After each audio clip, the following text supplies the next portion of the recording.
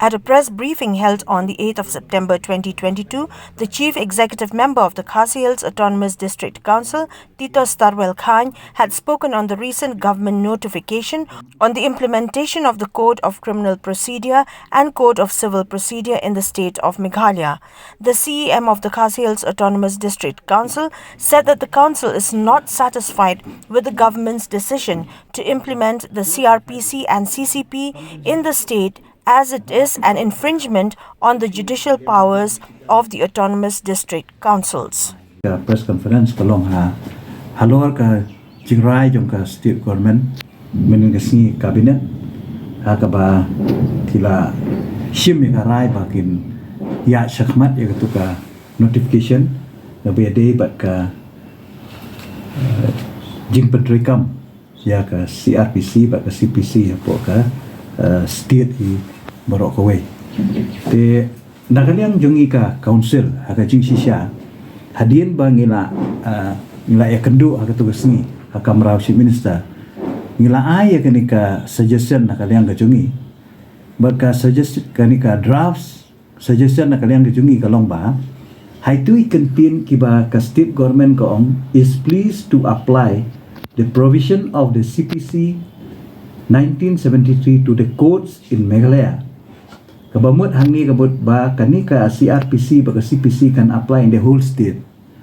Dari nakaliang kajongi ngikwa ba ka state Meghalaya hakani ka notification ka di banda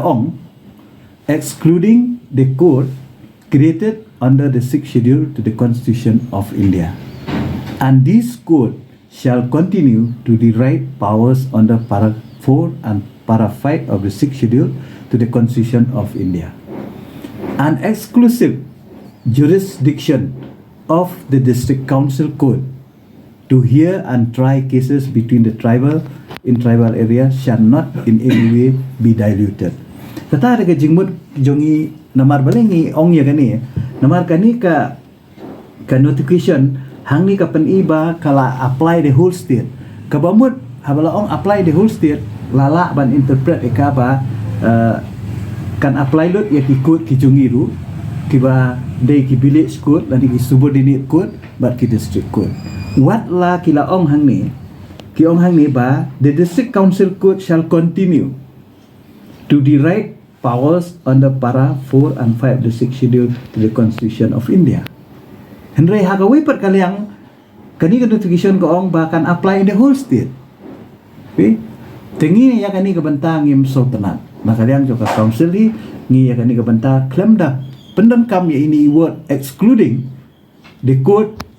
created under the 6th schedule ni akan ni nampriang ini bisa kata ka points kaba na try ka balong simple kaba kipat baru kin sutu balai na kalian ka jungi persya ya akan ni ka imposition ya akan ni ka notification in the whole state hoi ni sutu ka government ka don kam man ai power ya kini ki judicial magistrate ki court ki district session court ki jongki tenrai haga juga puarpat kim dei ban kata ngila yakran ka terus ni ngila la pensuturu yang iba ba ong ba kanum kata mo ka statement yo siam ko ong ba kanum kata hendrai ka notification pat kalong clear bala impose in the whole state ni kata kan